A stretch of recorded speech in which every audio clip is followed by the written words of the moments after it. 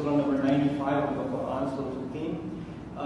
The first thing I'd like to start with, as usual, is the connection between Surah Tin and the surahs that preceded it, so we understand its placement in the Quran and the discourse that is to follow, and of course the discourse that preceded it. In the previous surah, the Messenger of Allah ﷺ was given a promise, and there are 3 surahs that are bunched together, and in all 3 of them there's a connection in them, but at least the last one in this series, Surah Shams, and then Surah Al-Layl, and then Duha and Alam Nashrah. These are the 4 surahs that are connected to each other. In Alam Nashrah, we found Allah's promise to His Messenger ﷺ, in which He said, Inna ma'al usri yusra. This was the promise to His Messenger ﷺ, that the task may be difficult, but there will be ease, meaning divine intervention and ease is going to occur in the work of the Messenger ﷺ. What we're going to find in this surah is that all messengers were on this noble task. So the beginning oaths of this surah are actually alluding to the legacies of some of the great prophets, and it includes the Messenger of Allah. When we get to the ayah, وَهَذَا الْبَلَدِ الْأَمِينَ, it alludes to the Messenger of Allah ﷺ. But additionally, we are learning something more here. Not only will Allah make your job easy, but additionally, the human being, the way he was created, he was qualified to do it to begin with. The human being is perfectly capable of doing what Allah has assigned him. This is going to be the central ayah of the surah. لَقَدْ خَلَقْنَا الْإِنسَانَ فِي أَحْسَنِ تَقْوِيمٍ. Very famous ayah, very famous surah also. And this is the central message of this surah, that Allah created the human being in the best possible fashion, in the most intricate design, and He's capable for the task for which He was created. In another place, Allah told us why He created us, so we may enslave ourselves and worship Him. That's the purpose for which we were created. And here we're learning that we were perfectly designed for it. We were perfectly designed for it. Here's another thing that you should note about the connection between the previous surah and this one. In the previous surahs, actually, this begins from Surah Shams, all the way to Alam Nashrah, Al-Inshirah. These 4 surahs, in one way or another, talk about spirituality and the cleansing of the self. And in the beginning in Surah Shams, we found قَدْ أَفْلَحَ مَنْ زَكَّاهَا. That statement occurred. That's of course talking about tazkiyah and cleansing oneself. We talked about that before. So Al-Layl is actually considered the surah of Abu Bakr. The ayat, فَأَمَّا مَنْ أَعْطَى وَاتَّقَى وَصَدَّقَ بِالْحُسْنَى, the one who gave, who had taqwa and confirmed with the most beautiful fashion. Who is this? This is Abu Bakr as-Siddiq, first and foremost. So think of it this way. Other than being a prophet, what's the highest spiritual state you can reach? This is as-Siddiqeen, right? As-Siddiqeen. And that's right under al-Nabiyyin. And we're talking about Abu Bakr as-Siddiq. And here, فَأَمَّا مَنْ أَعْطَى وَاتَّقَى وَصَدَّقَ بِالْحُسْنَى. So it's really the highest state of Iman one can reach. Probably the best example of a non-prophet, a non-messenger who can reach this elevated state. But then there's a stage even above that, of course, that is of the prophets themselves. So in the next surah, actually the 2 surahs, Al-Duha, Surah Al-Duha, and also Alam Nashrah, are both dedicated to the elevated status of the Messenger of Allah sallallahu alaihi wasallam. So we're going from high to higher to highest is what's going on in these surahs. But now all of a sudden we're going to get to the lowest of the low. There's a contrast. So we're going to find in this surah, ثُمَّ رَدَدْنَاهُ أَسْفَلَ سَافِلِينَ. We reduced him to the lowest of the low. So there's the potential of the human being to reach the highest heights, and that's illustrated in 3 consecutive surahs. And now we're going to talk about the potential that of the lowest of the lows, even though he was designed to reach those heights. It's not like he wasn't capable of them. Allah created him فِي أَحْسَنِ تَقْوِيمٍ. Even though that is the case, he reduces himself to the lowest of the low, and we'll talk about that. So let's begin, inshallah ta'ala, with this surah. One of the other introductory comments that I want to make before you, just to mentally prepare you for the subject matter. In modern discourse, especially among non-religious, even Muslims, there's this subconscious understanding that the religion does not deal with philosophical or complex or sophisticated issues. The Quran is simplistic. It was talking to a bunch of Bedouin Arabs who weren't very complex in their thinking. We're living in modern, sophisticated times, and we need modern, sophisticated philosophy and language and things, the world of psychology and anthropology and sociology. These are sophisticated things, but the religion speaks in very simplistic terms. It's speaking at a very low level. And this is not something new. This allegation was made hundreds of years ago in the Muslim world before, and it's been made about religion in general anyway. And the allegation was, well, Aristotle and Plato and these philosophers, they speak in very high terms. But, these Muslims, they have very linear, straightforward kind of thinking. It's unimpressive. It's not complex enough. It's not abstract enough. So the idea was, and this actually some quote-unquote Muslim philosophers adapted this idea, that the Quran is talking to the masses. The Quran is talking to the masses, but its real philosophical understanding is not actually in there. It's a level above, and that's what the philosophers. Right? So in our contemporary times, something of that idea even remains in the mind of many Muslims. That really the religion doesn't deal with sophistication. And we're going to see a counter to that today, inshallah ta'ala. This is one of the most in-depth surahs of the Quran and insight into the human being and the honor and the nobility Allah granted the human being. So we begin with a series of oaths, 3 ayat. وَالتِّينِ وَالزَّيْتُونِ وَطُورِ سِينِينَ وَهَذَا الْبَلَدِ الْأَمِينَ. 3 ayat in which Allah takes an oath. We've talked about the surahs of oath before, and we learned that whenever Allah takes an oath, He is going to now give a jawab al-qasam, what's called jawab al-qasam. He's going to respond to that oath. For example, in English, you don't say, I swear, and you stop there. You say, I swear, and you swear what? I swear I'm going to kill you. I swear I'll pay you back. Something, you're going to add something at the end of that, right? That's called jawab al-qasam. So the first part, وَالتِّينِ وَالزَّيْتُونِ وَطُورِ سِينِينَ وَهَذَا الْبَلَدِ الْأَمِينَ, these are the oaths. But then, لَقَدْ خَلَقْنَا الْإِنسَانَ فِي أَحْسَنِ تَقْوِيمٍ, the next ayah is going to be the response to the oath, the jawab al-qasam. And we also discussed before that the oaths are always connected to the response of the oath. So once we go through the meanings and the interpretation of the oaths, and we discuss the response to the oath, then it's our job to actually connect the two. You can't just study them one by one and move on. Until you understand that connection, you're not going to understand the rest of the discourse. And usually in the surahs that have an oath and a response to the oath, that oath and its response are the central message of that surah. You miss that, you miss the whole thing. If you don't understand that, then you're not really going to understand how everything in that surah, the entire discourse, connects. So we begin with the first ayah, وَالتِّينِ وَالزَّيْتُونَ. I'll begin with very simple translation. I swear by the fig and the olive. Okay, I swear by the fig and the olive. At-tin, the fig, and the zaytun, the olive. وَطُورِ سِينِينَ, easy translation, and I swear by Mount Sinai. Okay, and by Mount Sinai. So fig, olive, Mount Sinai, and then وَهَذَا الْبَلَدِ الْأَمِينَ, and this entrusted city. And this peaceful city also. Multiple meanings are possible here. Okay? Now, if you look at it at a shallow level, fig and olive, food items. Fig and olive, food items. And Mount Sinai and this city are locations. So it seems like there are 2 food items and 2 locations. Keep this in the back of your mind as I discuss some of the meanings and interpretations of these oaths. Let's begin with the more complex one. وَالتِّينِ وَالزَّيْتُونَ. At-tin occurs in the Quran a number of times.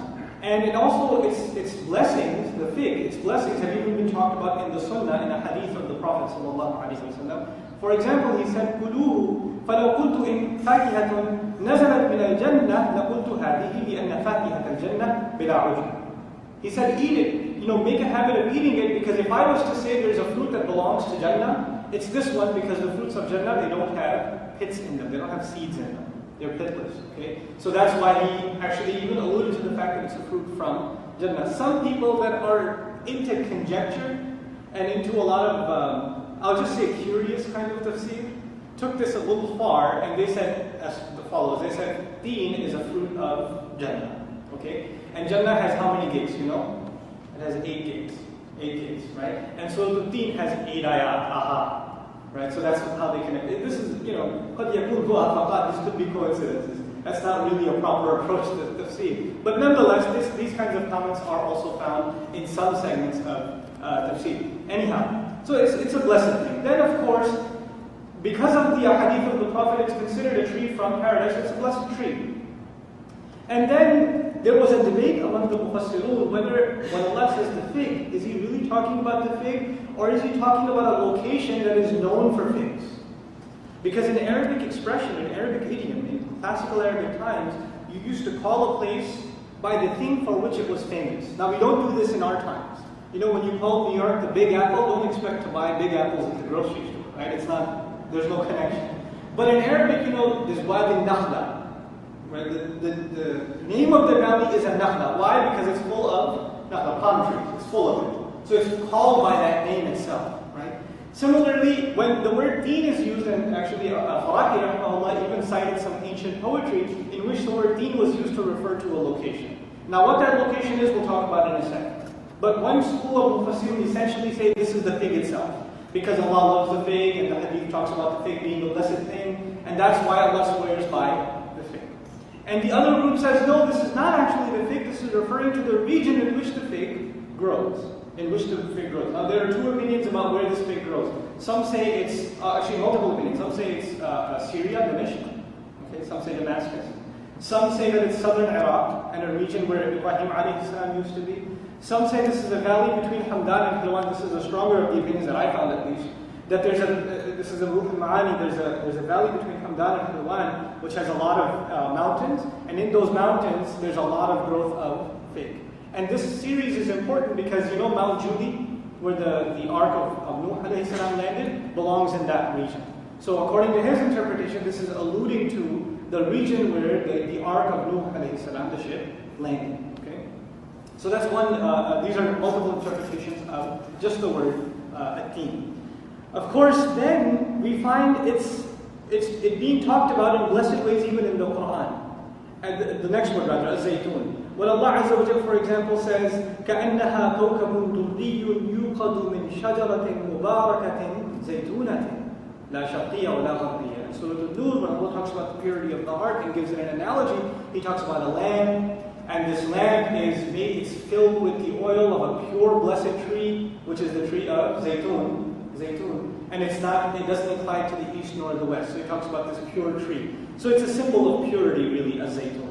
Others argue, and this is actually the opinion of Ibn Abbas also, who argued that az-zaytun is actually referring not just to the olive, but actually the mount of olives. The mount of olives. So there's the mountain of figs, and there's the mountain of olives. This is also in Ruh al-Ma'ani. They used to say Turi Tina and Turi Zayta. These are two names, and he says these are actually Hebrew terms. The mountain of figs and the mountain of olives. But Ibn Abbas says that this is actually referring to al-Masjid al-Aqsa. Rahimahullah, he says this is referring to al-Masjid al-Aqsa. So the idea is at-tin possibly referring to Nuh alayhi salam.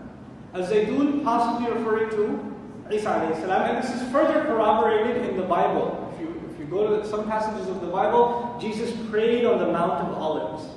Okay, by Al-Aqsa, he prayed on the Mount of Olives. Now we don't go to the Bible to confirm what the Quran says. We don't go to the Bible for confirmation of what the Quran says. But the Quran confirms what the Bible says. Who's in the confirming position? Allah puts the Quran in the confirming position. So there's no harm quoting the people of the book unless you are going to them to confirm what you have. If you go to them to say, oh, you know, what you guys said over here could be right because we have it. You understand? There's no harm in this because Allah calls our kitab muhaymin, a confirmer and a guardian of the truth that already came before. And Allah calls it musaddiqan, confirming. So if we go to their book and we find something that's already been confirmed in ours, there's no harm. So this is possible, and the only reason I mentioned the biblical reference is because Ibn Abbas already has this opinion, radiallahu ta'ala anhu, that it may be referred to the Mount of Olives. Now, another couple of things about this series of words. I'm going to just read some tafasir and some excerpts from tafasir. Al-Shinqiti rahimahullah writes, أنهما الثمرتان المعروفتان, that is referring to the two famous fruits, but by the fruits also their locations. This is also the opinion of Ikramah and Hasan and Mujahid. So the idea that it's a fruit is also in the first generation, and the idea that these are locations is also in the first generation. It's not a later invention. Though later scholars incline one way or the other, this opinion already existed in the first generation.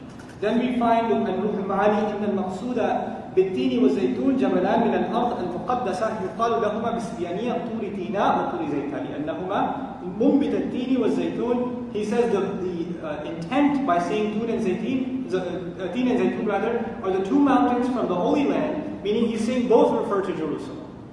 So one opinion was Tin refers to that valley in Hamdan and Hilwan and Nuh alayhi salam. The other opinion is Tin and Zaytun combined refer to Isa alayhi salam.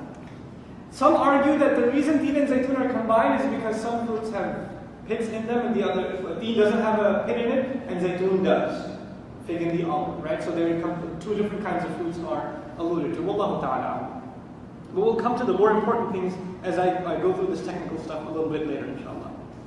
Then finally, just in at-Tibyan, one more comment just so you have an idea of what we're talking about. Allah Azza wa Jalla, He says, أَقْسَمَ سُبْحَانَهُ بِهَذِهِ الْأَمْكِنَةِ الثَّلَاثَ الْعَظِيمَ. So He says altogether, even though there are four things mentioned, there are three locations. At-Tini wa Zaytun is one location, Wat-Tini wa Zaytun. Wa Turi Sinin, obvious, there's no difference of opinion. Mount Sinai, At-Tur wa Turin, wa Turi wa Kitabin Mastur also occurs in the Quran. There's no difference of opinion about that one. Then finally, wa Hadha al-Balad al-Amin, no difference of opinion about that one. The only diverse opinions are in the first ayah, Wat-Tini wa Zaytun. That's really where you find the differences. So, having said all of this, I want to make quick mention of the sequence. What's the benefit of saying At-Tin first, then Zaytun, then Turi Sinin, then Hadha al-Balad al-Amin? What's the benefit of this sequence? The barakah of At-Tin, the benefit of At-Tin, we already said, the Prophet said this is one of the fruits of Jannah. Sallallahu alayhi wa sallam. This is its barakah. As-Zaytun afdal. Zaytun is more blessed because Allah talks about it in a higher state in the Quran. Allah gives it more elevation than Tin and talks about its purity and how it, it's a source of light, etc., etc. So Zaytun is more blessed than this. Then you go beyond Zaytun, what's mentioned next? Turi Sinin, Mount Sinai, the location at which the Lord of the world spoke to a human being. More blessed, even more blessed. And then finally we find this interesting city in which the house of Allah, the source of Allah's worship is built, the house built by Ibrahim alayhi salam, the location where the final revelation to humanity came, the most blessed. And where the final messenger to humanity was born, sallallahu alayhi wa sallam, the most blessed. So you're going, what we say in Arabic, min al-fadil ila al-afdal, from blessed to most blessed. That's the sequence here between At-Tin, Zaytun, wa Turi Sinin, wa Hadha al-Balad al-Amin. This is the benefit of this sequence. By the way, the opinion that these are locations is also expressed in Tafsir ibn Kathir for your reference. Now let's talk a little bit about Turi Sinin. Tur in Arabic, some consider it not an Arabic word. Others say it may be Arabic or came into Arabic later on. Okay, Tur has been argued to mean a lush. Ibn Abbas says this, Qatada says this. It's a lush, full of trees, green kind of mountain. And the name of it, the Mount of Sinin. But in another place in the Quran, Allah Azza wa Jalla says, وَشَجَرَةً تَخْرُجُ مِن طُورِ Sayna, which sounds closer to Sinai, right? So we have Sinin and we have Sayna. We have two different readings of the same location. What's the benefit of that? How come Allah in one place He says Sinin, other place He says Sayna? You see, in the Hebrew language, both variations existed and were known among their scholars. And this mountain and its name was not known among the Arabs. This messenger who is an Arab, and according to their allegation against him, he's ummi, he can't even read. And he's telling them two different pronunciations of an exotic location according to their religion that is only known among their scholarly circles. And he's just reciting it off just like that. Turi Sayna and Turi Sinin. So the two variations, dialectical variations, of the name of that mountain and that series has actually been alluded to in the Quran. And this is part of what Allah tells us, that He will teach you what you couldn't possibly have known. وَيُعَلِّمُكُمْ مَا لَمْ تَكُونُوا تَعْلَمُونَ. He teaches you what you couldn't possibly have known. And these illusory references to people of the book are all over the Quran. Allah will tell His messenger some information that could only have been known, you could consider at the time classified kind of information. Right? And He will just tell His messenger that, sallallahu alayhi wa sallam. And the people of knowledge will hear that and say, how do you know that? Where did he get that from? And the only idea in their mind is maybe he's got some guy who's from the people of the book and he gets it from him and that's how he's getting it. Right? This idea would creep into their mind. So we pass over these words, but even in them there's actually a challenge. That he is in fact a messenger. That he doesn't speak of knowledge that he has, but knowledge that's been given to him. Sallallahu alayhi wa sallam. So this is a little bit about Tur and a few of the references. There are two benefits of knowing the word Tur. First of all, it only occurs in the context of Bani Israel in the Quran, essentially. Only in the context of Bani Israel. And it's used in two ways. One, the takreem, to honor it. For example, وَدَانَيْنَاهُ مِنْ جَانِبِ الطُّورِ الْأَيْمَنِ. We called him from the side of At-Tur, to the far right, which is a reference when Musa alayhi salam, Allah spoke to Musa alayhi salam. And of course we find in Surah Tur وَالطُّورِ وَكِتَابٍ مَسْطُورٍ, Allah swears by At-Tur. When Allah swears by something, obviously it has also been honored. One side note about the oaths that may or may not have come up before. I know we've talked about oaths quite a bit. It's a big subject in the Quran. Ibn Qayyim, actually after Ibn Qayyim, Hamiduddin Farahi, an Indian scholar, wrote an 80-page booklet in Arabic, Al-Im'an fi Aqsam al-Quran. Wonderful, wonderful book. I heard it's been translated into Urdu, but not yet in English. It's a worthwhile read if you can read Urdu or Arabic. It's a very, very exhaustive research paper. It's probably the next best thing after Ibn Qayyim's paper, rahimahullah, on oaths in the Quran. Some scholars said when Allah takes an oath, He's honoring whatever He took an oath by. Other scholars said no, not at all. And then another group of scholars said he is honoring those things, but it means more than that too. So there's three camps. One group says whatever Allah swears by is honored. That's it. Another group says no, it's not honored at all. That's not the point. Not at all. And the middle group says it may be honored, but there's more to it. Now the people who say it's not honored, what's their argument? What's their line of reasoning? They say, well, when I swear by something, I always swear by something higher than myself. Okay, we're commanded to swear by Allah, for example, right? People would swear by their honor, their dignity, etc., their parents. So when somebody takes an oath, they usually refer to something higher than themselves so that they become more believable. That's the purpose of taking an oath. So why would Allah, who's the highest of the high, take an oath by something in order to elevate? He's already the most elevated. There must be some other purpose. They say the argument is He takes an oath so that whatever He takes an oath by is used as an evidence for what is coming, or is furnished as a witness for what is coming. But the middle one says, no, Allah created things and Allah honored them too. Like for example, وَلَقَدْ كَرَّمْنَا بَنِي آدَمَ. We honored the son of Adam. Allah can give honor to things. That's because Allah is the most honorable, doesn't mean that Allah does not honor other things either. So there's that middle argument that I'm personally more inclined towards. It's not only that whatever Allah swears by is honored, and it's not only that it's not honored, it's that middle position that's probably the safest position in this study. وَهَذَا الْبَلَدِ الْأَمِينَ. Beautiful words.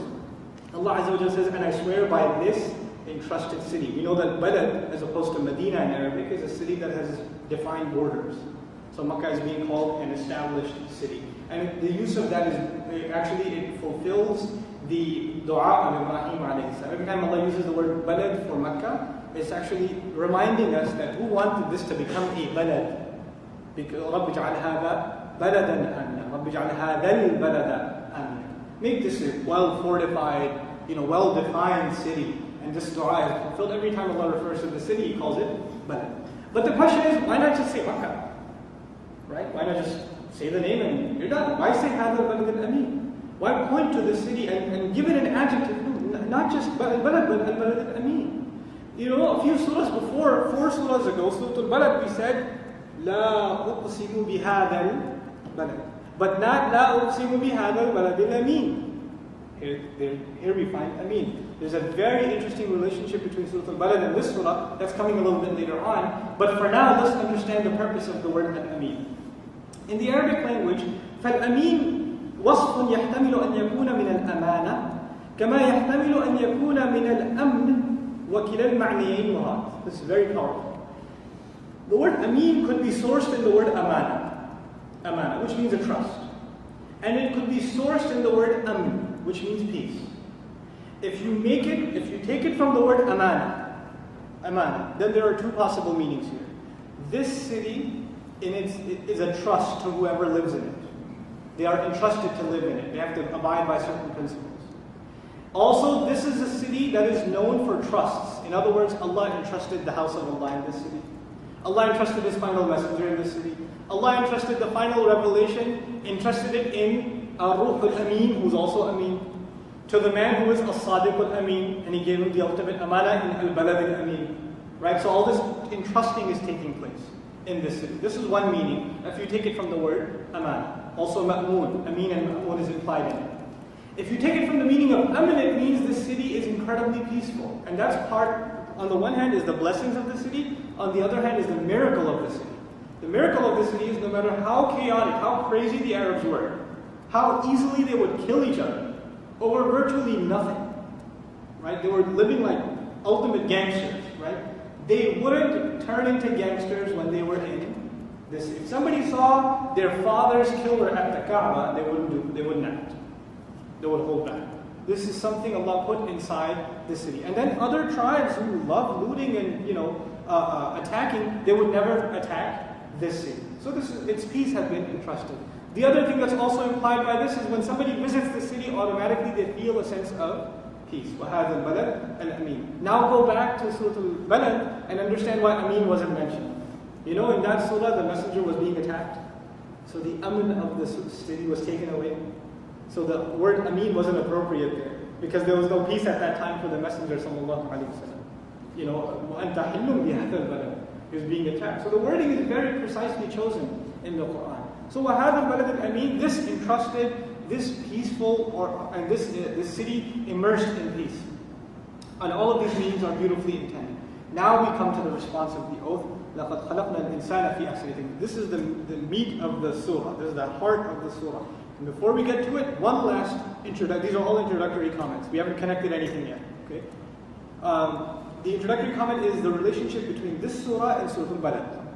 We already kind of mentioned it a little bit, but they have a very deep connection. These two surahs have a very deep connection. There was Surah Al-Balad. Then there are 4 surahs about the internal spiritual state of the human being. 4 surahs. So you have surah number 91, 92, 93, 94. 4 surahs, spiritual state of the human being. And it climaxes with the spiritual state of the Prophet himself, sallallahu alaihi wasallam.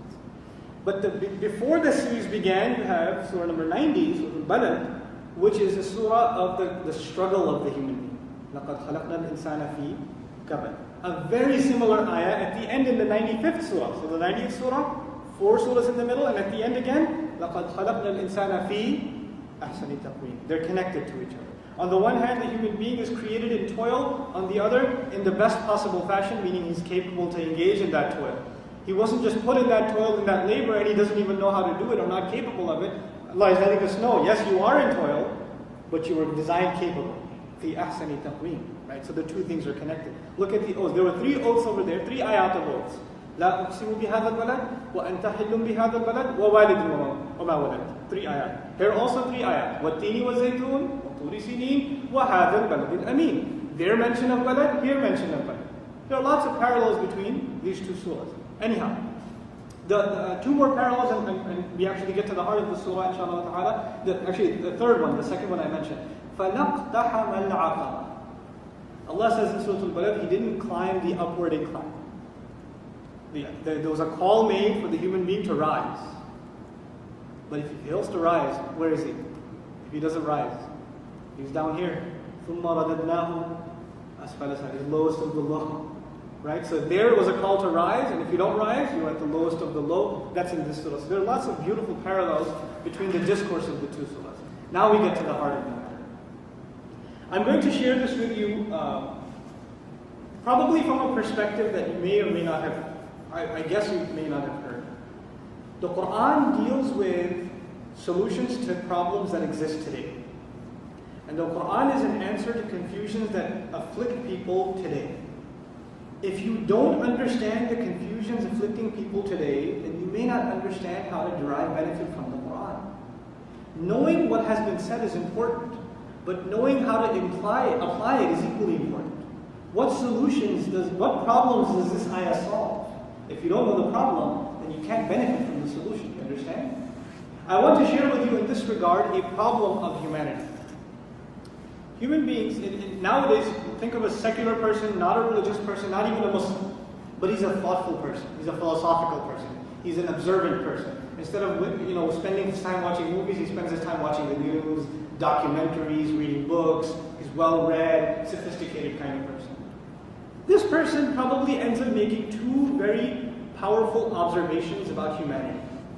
And these are very common observations. One observation is about what's going on inside the human being. And one observation is about what's going on in the actions of the human being outside. One observation about the inside, one observation about the outside. Again, this observation is being made by a non-Muslim and an intellectual, right? Someone who's not connected with the religion.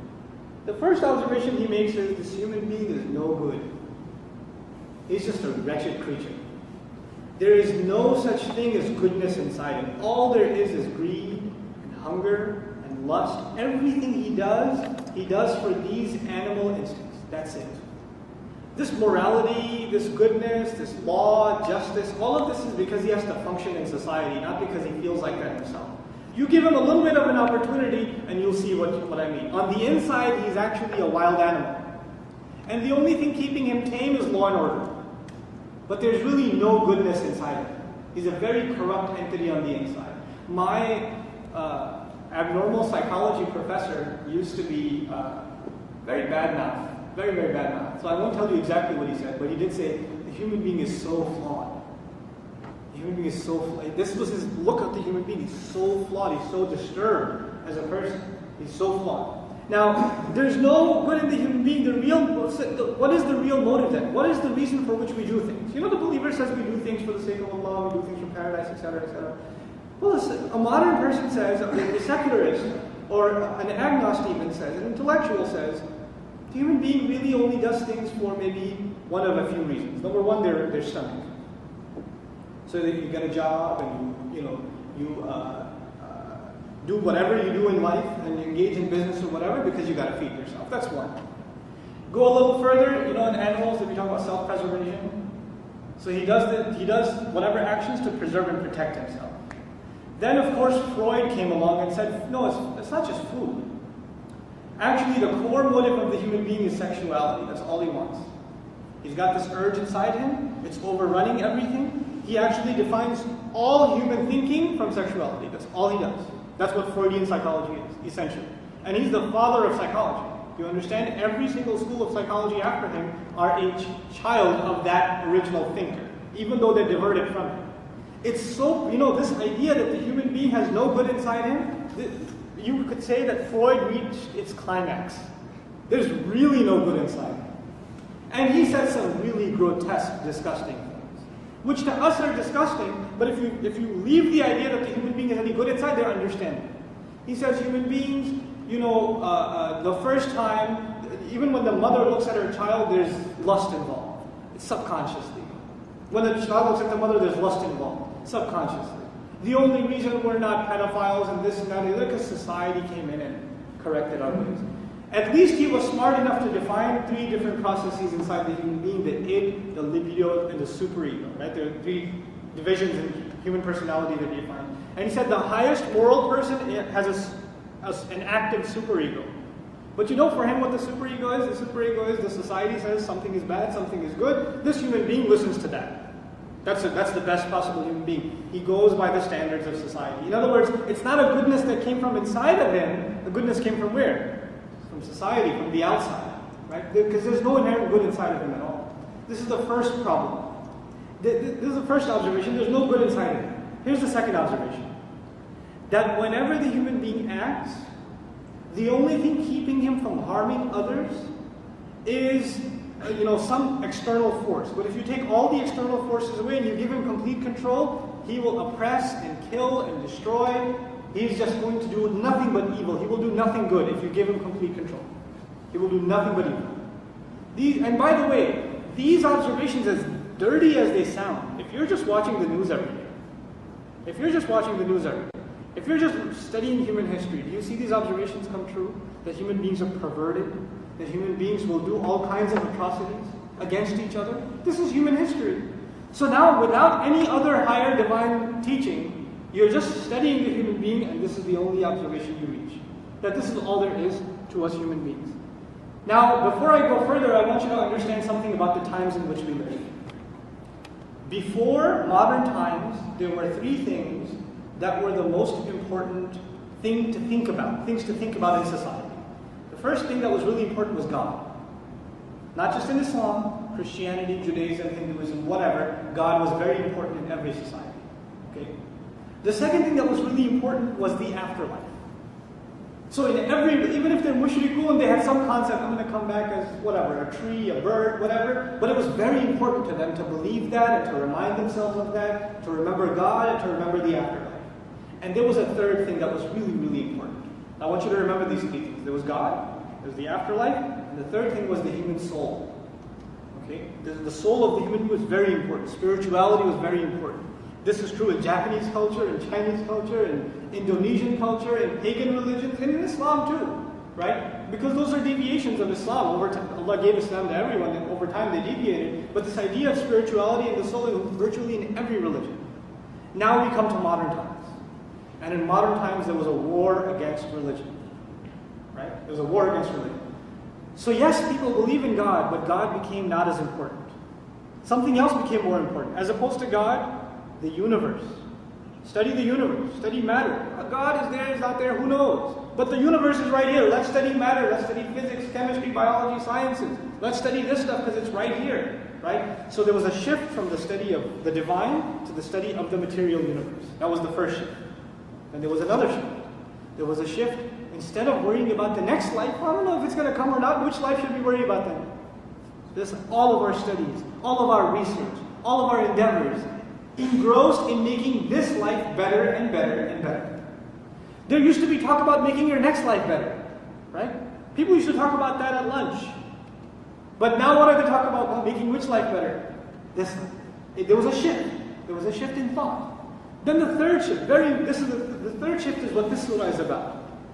The emphasis used to be on the soul. It changed to an emphasis on the body. Because the human being is made up of two things, right? The body and the soul. Well, the soul, I don't know what's there, if it's there or not. How can we this scientifically calculate it? It can't be seen. What I do see is the body. So when we study the human being before this postmodern society, we study the soul. But after, what do we study?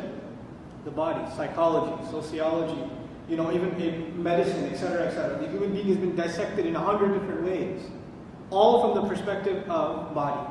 But the human being isn't just a body, is it? There's a body to us and there's also a soul. And what made us the best possible creation? Was it just the soil that Allah created? And Allah told the angels make sajda to this piece of soil? Or Allah said, وَنَفَخْتُ فِيهِ مِنْ رُوحِي فَقَعُوا لَهُ سَاجِدِينَ. I blow into it my ruh, then you fall into sajda. What gave it the honor? The ruh. So that which gave the human being honor is no longer studied, no longer a concern. And that which makes him no different than another animal is studied and concern. Our concern goes to it. Now you will understand, perfectly natural, comes along another intellectual by the name of Darwin and says we are nothing more than evolved animals. This body is just a more sophisticated version of a monkey. That's all it is. There's a donkey and then the more evolved thing is a horse, right? So all we are a better design, monkey 2.0, right? That's all we are. Now if that's all we are, think about an animal. What are the things an animal wants? It wants to feed its stomach, it wants to fulfill its lust, it wants to protect itself, right? It wants to be the leader of the tribe, the herd, there's a clash between two lions, right? It has herd mentality, preservation of the self. Darwin says, hey, we want all these things. Freud comes along and says, yeah, exactly. These two things kind of merge. And now all the human being is just a sophisticated animal, nothing more. Nothing more. And do animals have morality? Do animals have right and wrong? Do animals have a sense of justice? No, these things are not in animals. So they're not really in us too. It's just, we're just a higher, more advanced creature. But the thing that gave us honor is removed. The thing that gave us morality is removed. Which is why when you go to a philosophy class in college, your professor will tell you morality is relative. It depends. There's no such thing as absolute morality. This is all man-made stuff. There's no, even religions. Religions are studied as heritages. Oh, you're from Islam? Very interesting culture, you guys. And you're fasting this month, right? That's really cool. It must be so good for your diet, etc., etc. They're talking to you about your religion as though it's an interesting, heritage. It's an interesting culture. They should make a documentary about it on PBS, just like they make a documentary about wild animals in the safari jungle. They should make a documentary about Hindus and Buddhists and Muslims. So the idea that this religion is the truth is gone. It's just a hereditary thing.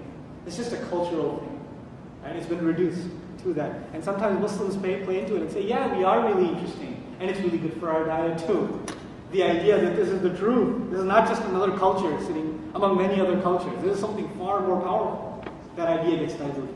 But anyway, coming back to this, the reason I mentioned all of this to you, in the human being studying, and the way we study human beings today is more sophisticated than we've ever studied it.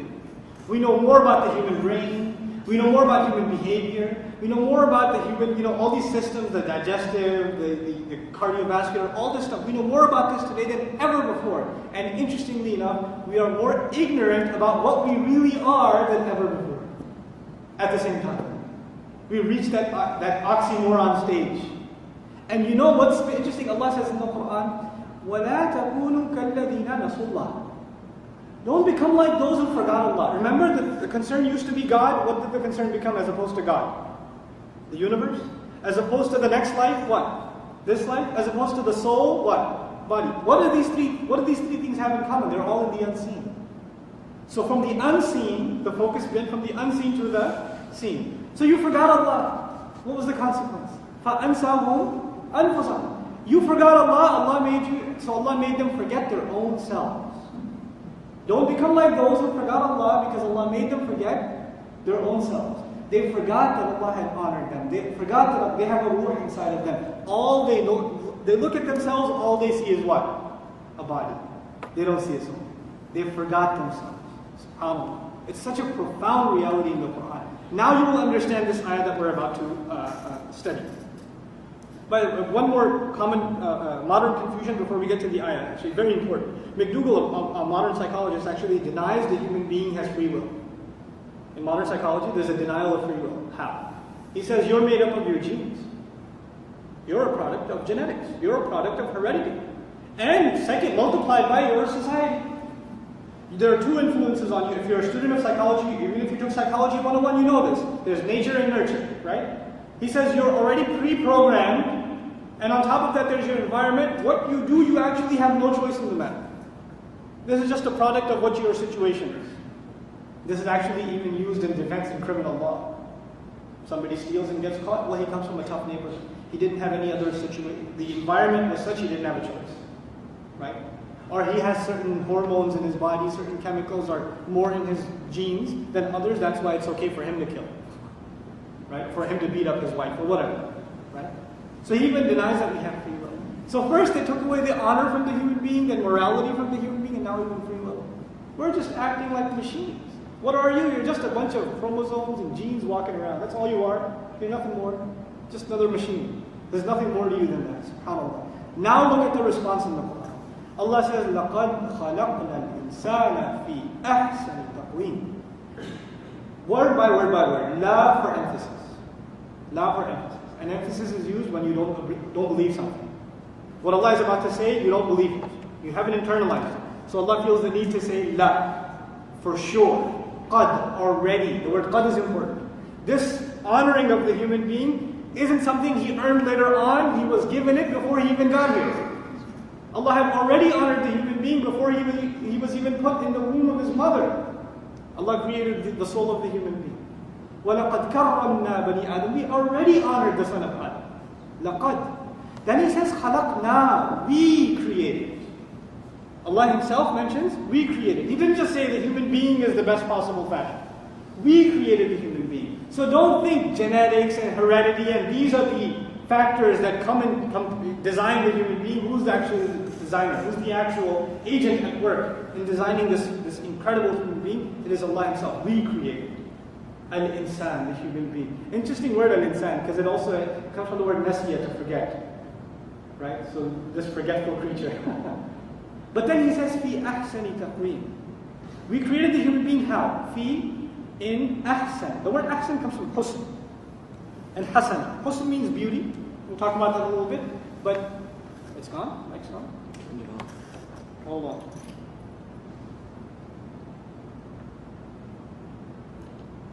Has it been off all this time? You turned it off with your foot. Okay. Alright. So, in this ayah when Allah says ahsan, you know in Quran there's the word bahij and bahja. Also beautiful.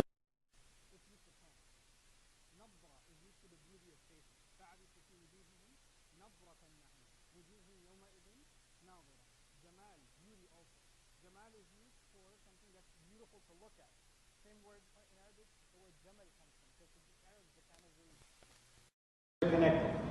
But ahsan is beautiful both on the outside and on the inside, literal and figurative. Abstract, both.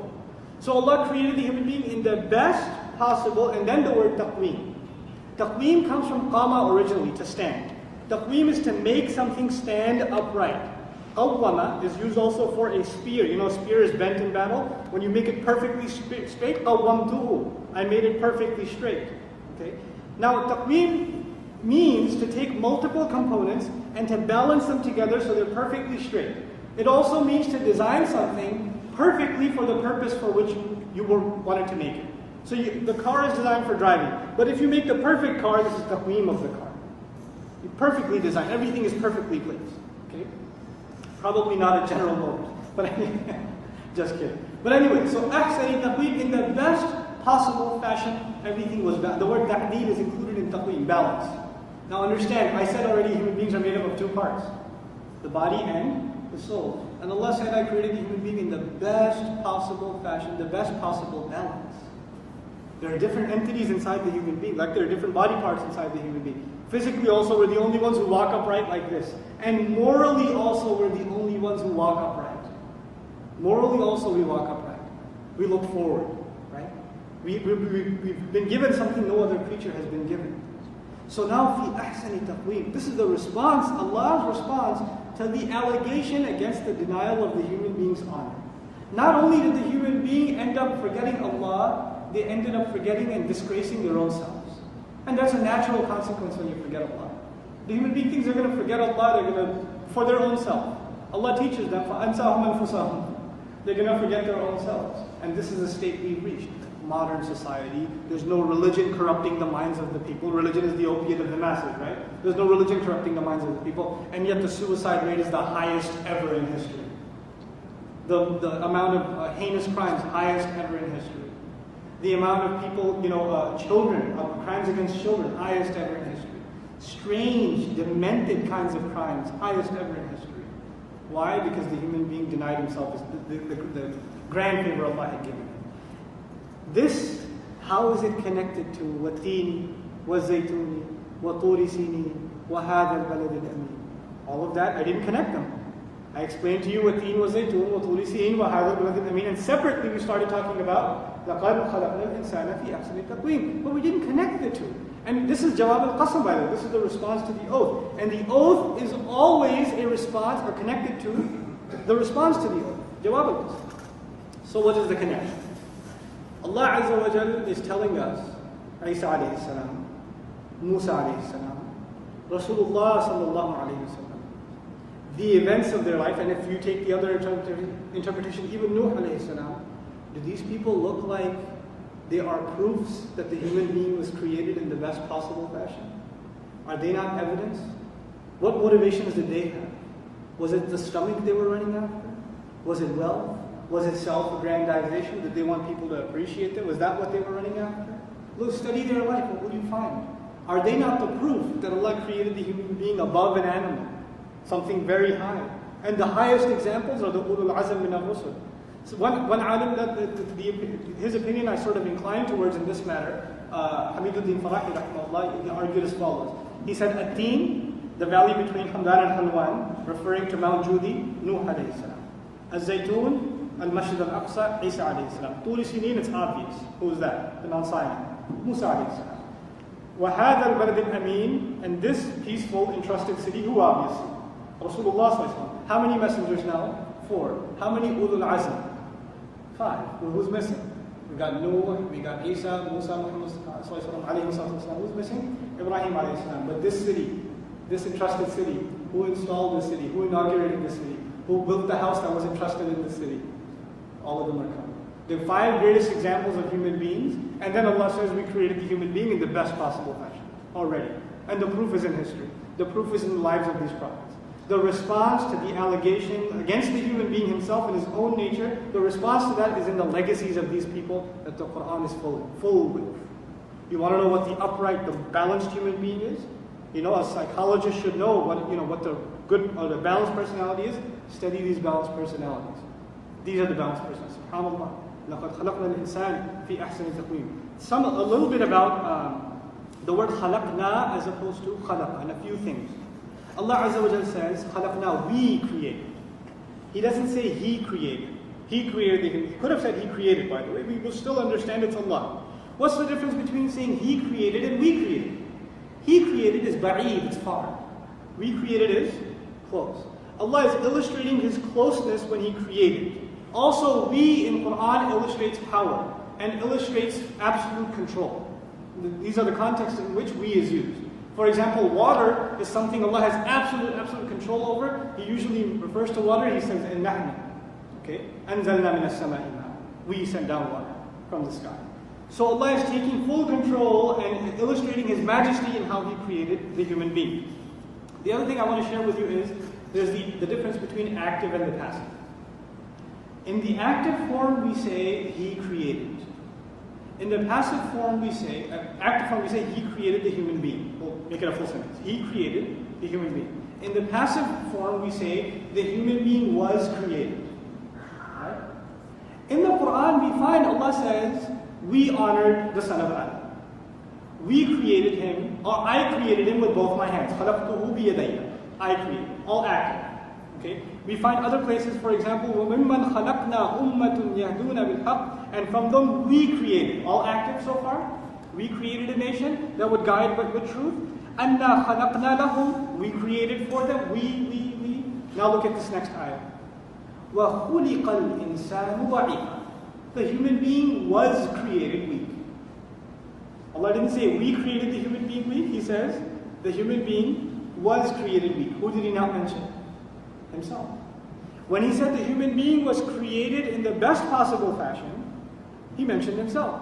When He mentioned the human being's weakness, did He mention Himself?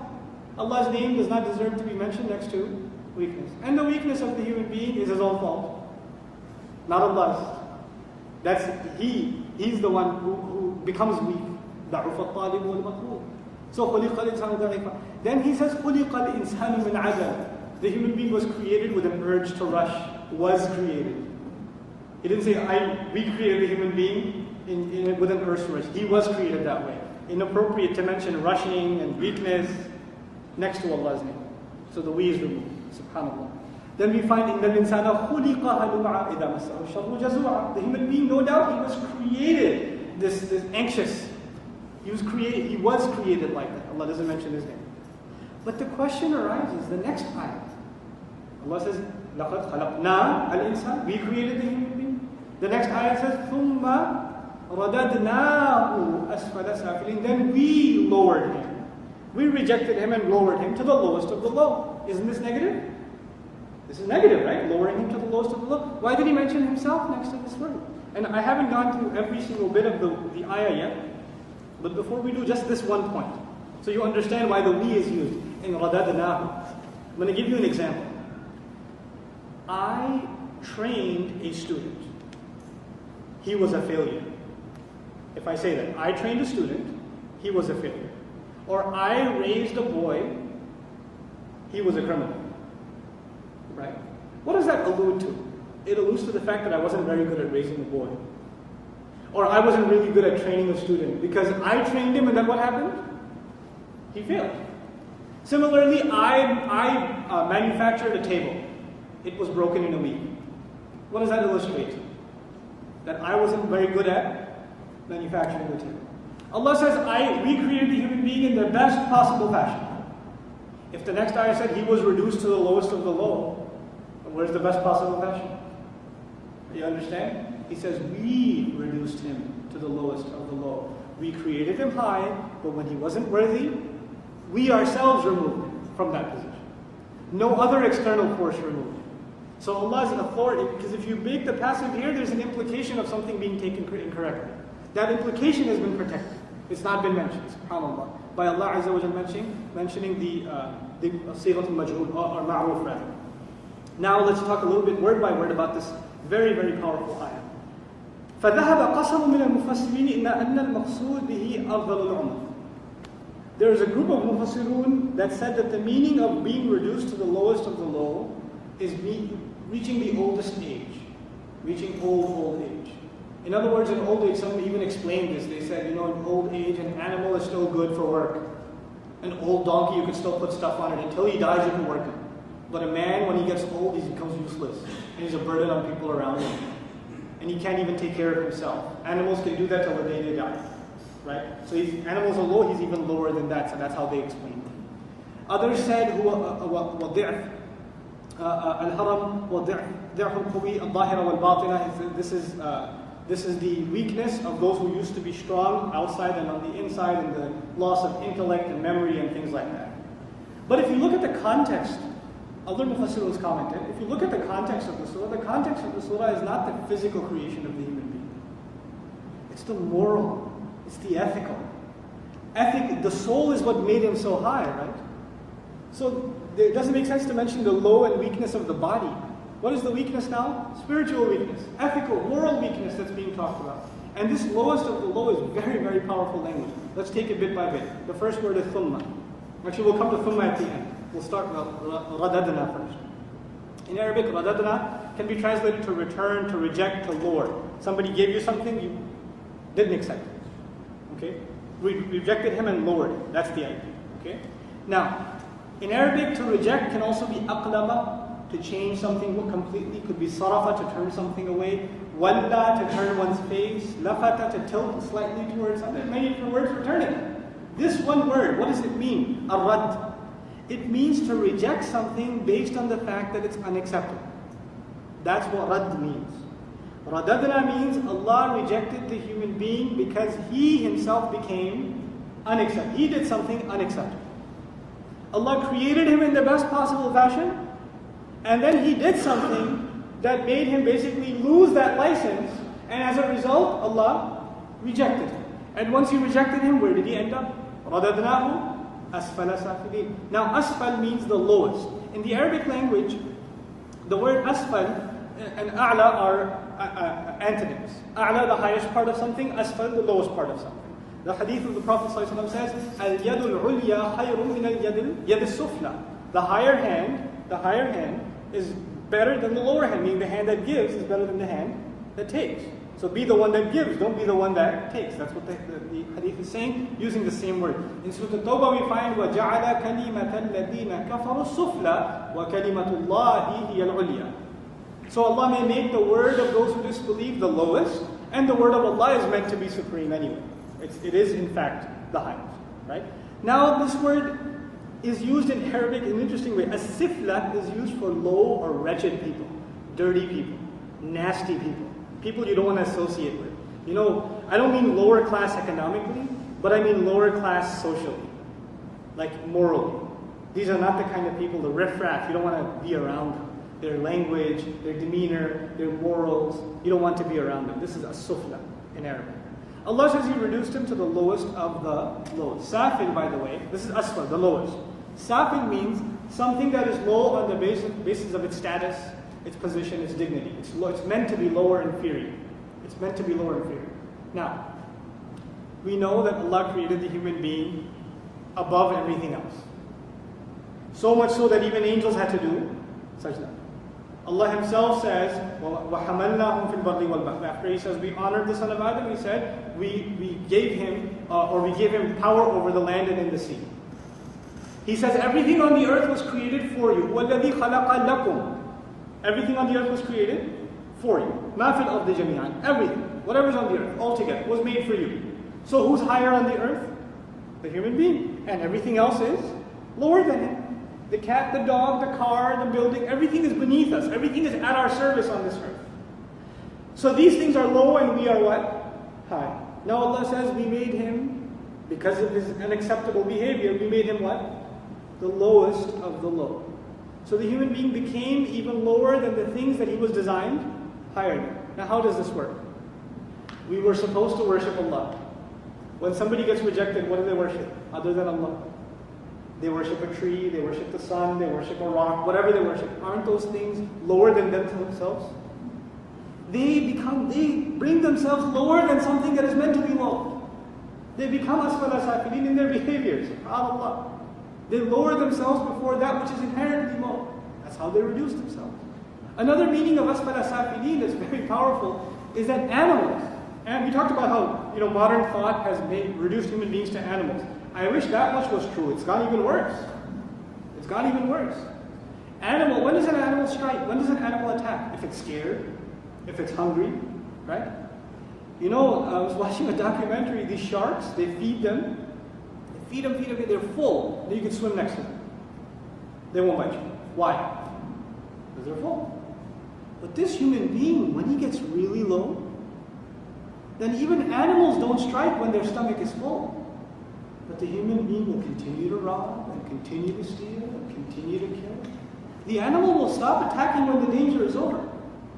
But this human being will continue to attack and continue to kill. And the animals will not ever do things that the human beings you will see them do. You will see them kill children. You will see them engage in genocide. You will see them engage in horrific acts that you can never imagine even out of an animal. You cannot imagine those things out of an animal. So if the animals are low, what does the human being now become? Lowest of the low.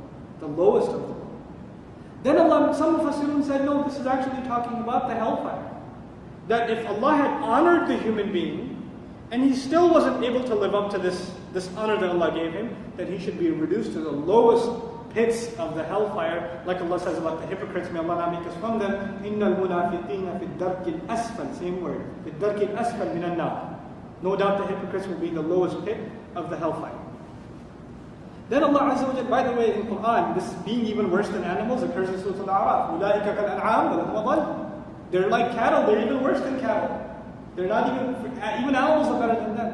So ثُمَّ رَدَدْنَاهُ أَسْفَلَ سَافِلِينَ. These are very powerful statements, subhanAllah, in the Quran. Now let's look what Allah Azza wa Jalla says, or the first word that I was holding back from you. ثُمَّ يُدُلُّ عَلَى التَّرَاخِي. Thumma is used to put gap between things. Thumma is used to put gap between things. Allah didn't say Allah honored the human being, all of a sudden He reduced him. Thumma means there was a long time in between those two. Some interpret this to mean when Allah first created the human being in the realm of the souls, like in the 172nd ayah of Surah Al-A'raf, at that time they were honored. And when they came to the earth, they were lowered. Others interpret that no, when human beings came out of the belly of their mother, they were pure. كُلُّ مَوْلُودٍ يُولَدُ عَلَى الْفِطْرَةِ. Every human being is born on destined or pre-programmed decency. That's fitrah. That was when they were high, but when they became older, فَأَبَوَاهُ يُهَوِّدَانِهِ أَوْ يُمَجِّسَانِهِ أَوْ يُنَصِّرَانِهِ, make him Jews, Christians, Magians, whatever, and he lowered himself. Others say no, when the message first came to him, this is talking about the hypocrites now, when the message first came to him, he was upright. When he started getting tested on it, lowest of the low, but there was a time in between. And the thumma also illustrates Allah gives you time. He won't just punish you just like that, He'll give you an opportunity to rise back up. And that mercy of Allah is captured in the word thumma. But then the last thing I want to share with you in this context, in regards to this thumma radadnahu asfala safilin, how do we reconcile this with other ayat in the Quran? On the one hand, Allah says we created the human being in the best possible fashion. Then He says the human being was created weak. The human being was created with an urge to rush. The human being is full of despair, hadu'a, right? إِذَا مَسَّهُ الشَّرُّ جَزُوعًا وَإِذَا مَسَّهُ الْخَيْرُ مَنُوعًا. All these problems of human beings, weakness, he's flawed in so many ways, and on the other hand, he's such a great creation. How can he be both at the same time? How many components of the human being? Two. When they are in balance, he's the best possible creation. When you deny one of them, what happens? The weakness. The weakness arises, the desperation arises, the despair comes out. All the flaws of the human being manifest when this ahsan taqweem in which Allah created you, you stop losing sight of it. You don't address that need of the human being. That's when all these problems occur, subhanAllah. Now we get to the conclusion of the surah, the last three ayat, very, very powerful. By the way, what time is Isha? 9:15 still or? 9:15? Okay, we got it. We can finish inshallah. إِلَّا الَّذِينَ آمَنُوا وَعَمِلُوا الصَّالِحَاتِ فَلَهُمْ أَجْرٌ غَيْرُ مَمْنُونٍ. In the beginning I said a modern person who's not very religious makes two observations about people. When he looks at the world around him, he makes two observations. One, there is no goodness inside the human being. His only motivations are animal motivations. The second observation was on the outside. His behavior is always corrupt. Given the opportunity, he will do the wrong thing.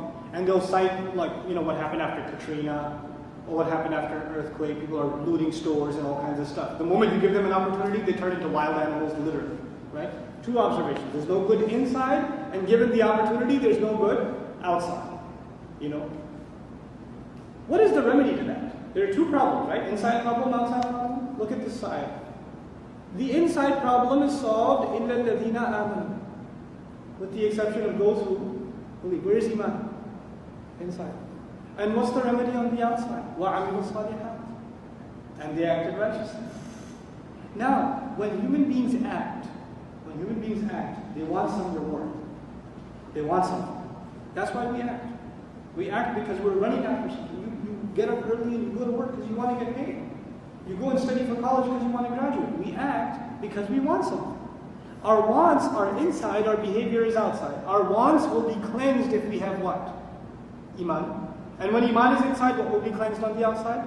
Our behavior. So, الَّذِينَ آمَنُوا وَعَمِلُوا الصَّالِحَاتِ, the incredible remedy being given to us. And by the way, he's the lowest of the low, right? And he wants to come out of that, so he has to climb up. Remember what surah this has a relationship with? Surah Al-Balad? And in Surah Al-Balad there was a call to climb up a high mountain. فَلَقْتَحَمَ الْعَقَبَةِ He refused to climb up the high mountain. Right? So here you're really low, you better get up there. And what's the way up? الَّذِينَ آمَنُوا وَعَمِلُوا الصَّالِحَاتِ This is the way up. Now this is actually the first part. The full explanation of الَّذِينَ آمَنُوا وَعَمِلُوا الصَّالِحَاتِ will come in Surah Al-Asr, where it's fully opened up. إِلَّا الَّذِينَ آمَنُوا وَعَمِلُوا الصَّالِحَاتِ وَتَوَاصَوْا بِالْحَقِّ وَتَوَاصَوْا بِالصَّبْرِ That's a full explanation. Here it's being alluded to. It's like the seed here, and it'll bloom into a flower there. But it's coming a little bit later on in the 103rd ayah, or surah of the Quran. Now anyway, فَلَهُمْ أَجْرٌ غَيْرُ مَمْنُونَ Then it is only they that have ajr, a pay, a recompense, a reward. Ajr is given to you after you put some work in. Now the work was on the inside and on the outside. The work inside was reviving iman, and the work outside was doing good things that reconcile and things that correct. Only they have an ajr ghayru mamnoon that is not going to be. Now the word mamnoon is common in Arabic nowadays. Okay? Mamnoon comes from the word man. Man in Arabic means two things. It means cut, also means favor. Two different things. For example, if you and this word came up before in Surah Al-Inshiqaq also. In the Arabic language, al-manin al-ghabar, the cloud of dust in the desert, when it's so thick that you can't even see the other side, it cuts your view off. It's called al-manin, same root, because it's cutting off the view. The other meaning is man. The implication of it here is, number one, they will have a reward that will never be cut off. They will have a reward that will never be cut off. The benefit of knowing this is their deeds are not endless. Their deeds are temporary, but the rewards are endless. Everything else we work for, the deeds are temporary and the rewards are also temporary. So you have to go back and do more and then get more, and then do more and then get more, and do more and get more. But now you are getting to stop the rat race. You just do this and then you'll have endless. غَيْرُ مَمْنُونَ. The other word, the word mamnoon, is that which will not be imposed as a favor. Meaning Allah will give and ask nothing in return. They will have done their part. إِنَّ الَّذِينَ آمَنُوا وَعَمِلُوا الصَّالِحَاتِ will have been their part. Another really beautiful comment I found in Tafsir, really, really beautiful. Basically, we have to climb a mountain. The imagery was in Surah Al-Balad, right? We have to climb a mountain. Either you will climb it in this life, or you will climb it in the next life. In this life, فَلَقْتَحَمَ الْعَقَبَةِ In the next life, for example, Allah Azza wa Jal mentions, سَأُرْهِقُهُ صَعُودًا He has to climb up in hellfire. Walid bin Mughira has to climb up a mountain constantly. Either you're going to climb in this life, out of the lows, or you're going to be stuck climbing forever in the next life. May Allah Azza wa Jal make us of those who rise out of the lows in this life. فَمَا يُكَذِّبُكَ بَعْدُ بِالدِّينِ Now, if you want to really understand the placement of this ayah, it's so amazing. So amazing. So far the discussion has been of what the human being is capable of. What the human being really is. He's not an animal, he's more. If you have come to the realization that the human being is more than medicine and diet and exercise and car and the needs of the body, that's one thing. But have you not realized another need too? Don't you realize that there's another need that needs to be fulfilled? So after you come to this conclusion, what is going to take you away? What is going to make you lie against the deen? Now what's left? فَمَا يُكَذِّبُكَ بَعْدُ بِالدِّينِ فَمَا يُكَذِّبُكَ بَعْدُ بِالدِّينِ This is interpreted in two ways. We'll look at both. The word ma in Arabic here, fa, by the way, then, meaning all this argument, haven't you then realized that as a consequence? Now the word ma could be ma masdariya and ma mawsula. There's two grammatical terms in Arabic, okay? And to put them simply, I'll just translate two different ways. The word ma could be referring to what? Okay, that's one interpretation. The word ma could also be referring to what kind of person. Two meanings. What and what kind of person. Ma bi ma'na man. In other words, ma in the meaning of who. Let's look at the meaning what. What will make you lie against? What will make you lie against the deen? What will make you make allegations against the religion? after all of this, what is it that is so powerful that still makes you criticize the religion and make lies against it? And what Allah is saying by the word takdeeb means you actually know it's true, but you're lying against it anyway. That's what the word takdeeb means. You know someone's true, but you're accusing them of being a liar. And in this case, the victim is the deen. So you're lying against the religion, and the only reason you're lying against it is because you know it's true and you don't want to accept it. So the only way you can live with yourself is you criticize the religion itself. People do this all the time, by the way. People don't want to follow the religion. But they don't want to tell you that, yeah, I'm not a good person, I don't follow the religion. So you know what their escape is? Maybe if I criticize the religion and show people how illogical it is, then I won't feel so bad not following it. So the real reason they're poking holes and why this ayah, why this hadith, why this, why that, the real reason is they don't want to follow. Not that they have intellectual curiosity. It's not intellectual curiosity. This is takdeeb. فَمَا يُكَذِّبُكَ بَعْدُ بِالدِّينِ. What is it then that is going to make you lie against the deen? Meaning, are you that much of an animal? Because that's the only thing that can be. The batn, the farj, the urge, the urge to dominate over others. These are the things. If these are so powerful in you that you want to deny your ruh entirely, then you lie against the deen. The other meaning of ma is who.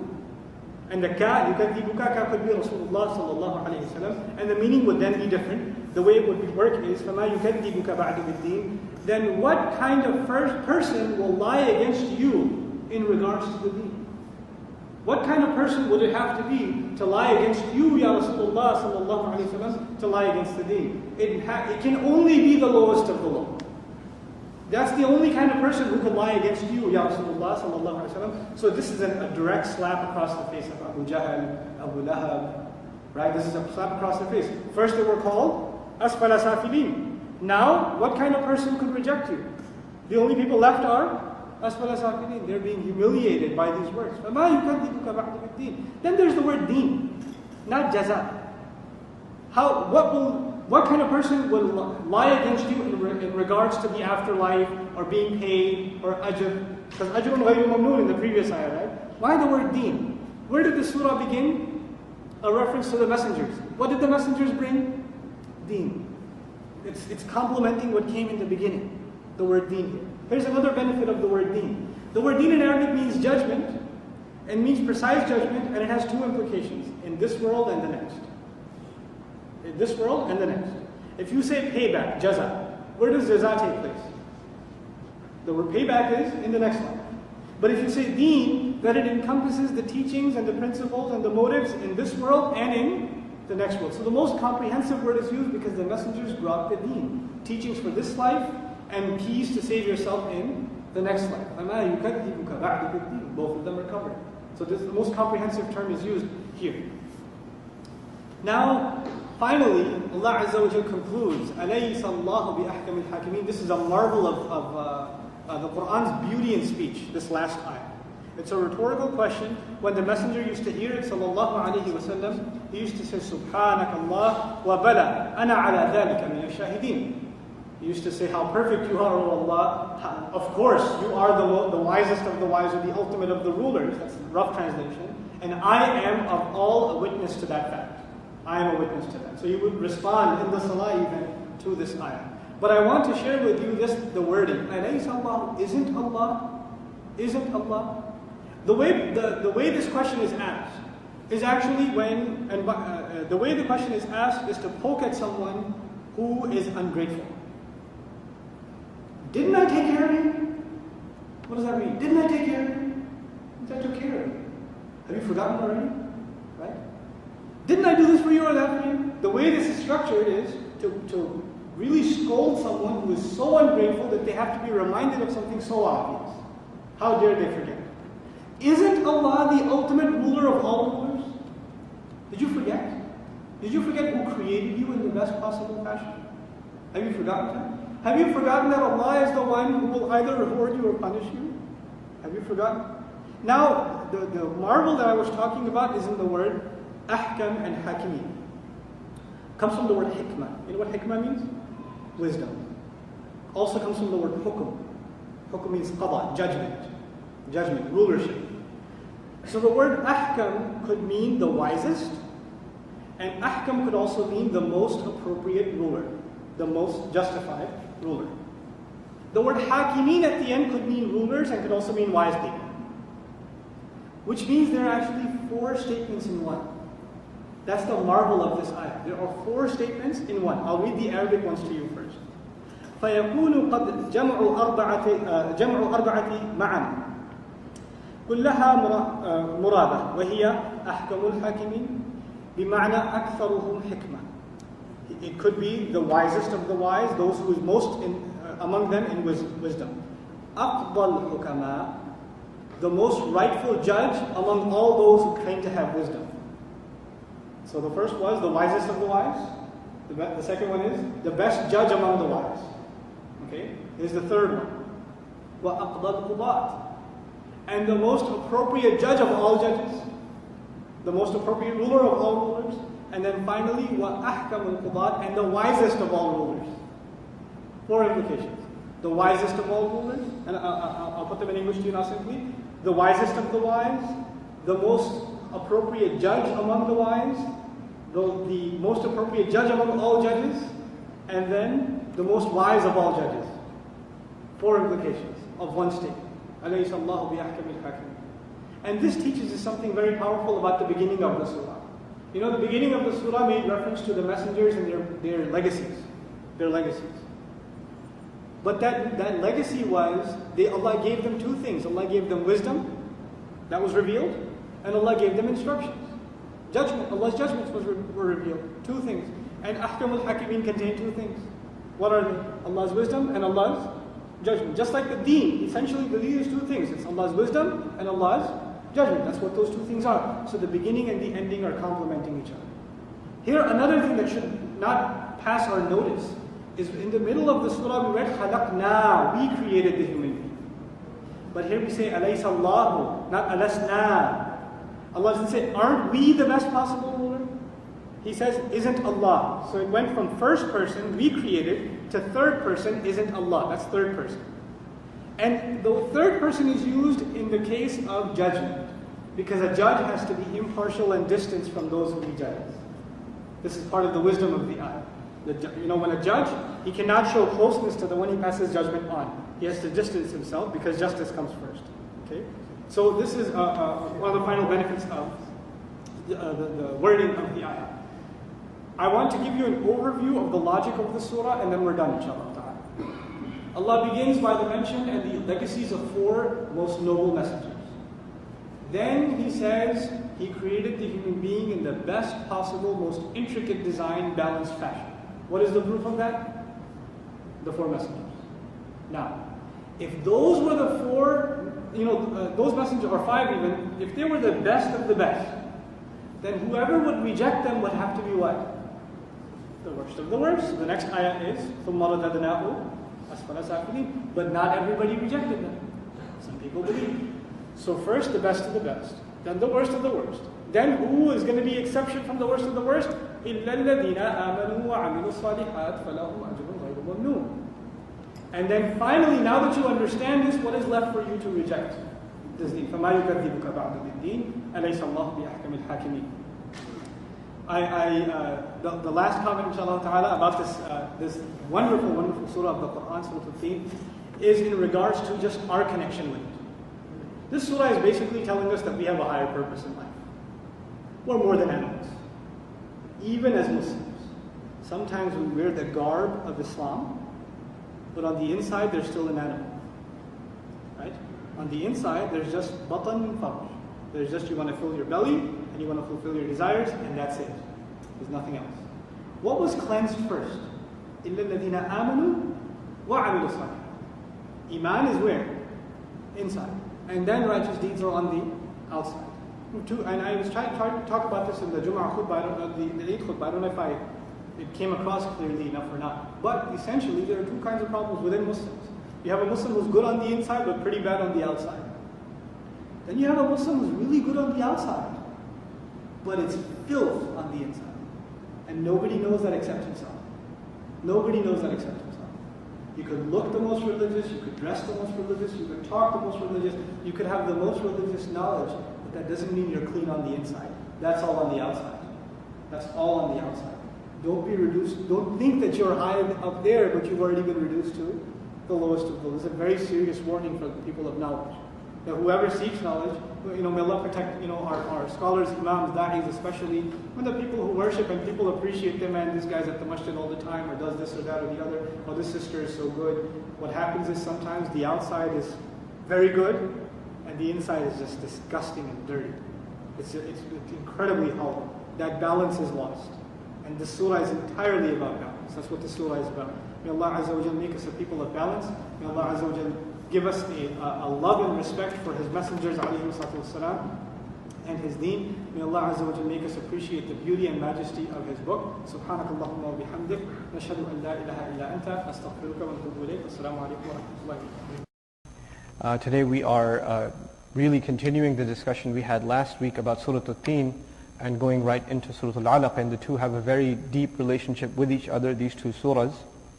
Last week we talked about the two essential components within the human being, the animal side of the human being and the soul that Allah Azza wa Jal blessed the human being with, and the higher purpose that Allah Azza wa Jal gave the human being. In that surah, Allah actually honored and aggrandized and actually highlighted the higher purpose of the human being with the words لَقَدْ خَلَقْنَا الْإِنسَانَ فِي أَحْسَنِ تَقْوِيمٍ. But in this surah we'll see the other side. What happens when the human being, really it's almost, a lot of this surah is a tafsir of the ayah where we read ثُمَّ رَدَدْنَاهُ أَسْفَلَ سَافِلِينَ. We'll see the flip side of that human being in this surah from the ayat إِنَّ الْإِنسَانَ لَيَطْغَى أَرْرَآهُ اسْتَغْنَى, and the ayat will go on talking about the rebellion of the human being and how he thinks he doesn't need anyone else, he's free in and of himself. So we'll see that the relationship between those two, inshallah ta'ala. Let's start just making a small list of interesting parallels between Surah Tin and Surah Al-Alaq, and then we'll move forward. In the previous surah, once again, لَقَدْ خَلَقْنَا الْإِنسَانَ فِي أَحْسَنِ تَقْوِيمٍ. We talked about how that's alluding to the ruh, that there's the animal, the body of the human being, which is a remarkable creation, but really what gave the human being honor is the ruh that Allah blew into it. And when Allah blew the ruh into the human being's body, then He commanded the angels, وَنَفَخْتُ فِيهِ مِنْ رُوحِي فَقَعُوا لَهُ سَاجِدِينَ. Right?